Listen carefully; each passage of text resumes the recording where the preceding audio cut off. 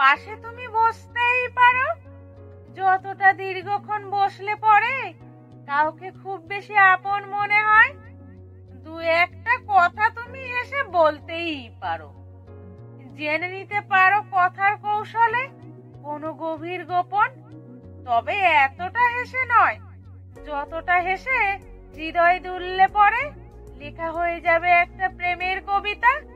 হেঁটে হেঁটে তুমি যেতেই পারো অনেক দূরে সাথে নিয়ে আমাকে। তবে এতটা দূরে নয় যেখানে হারিয়ে ফেলে আমাকে ফেরার পথে একা মনে হয়।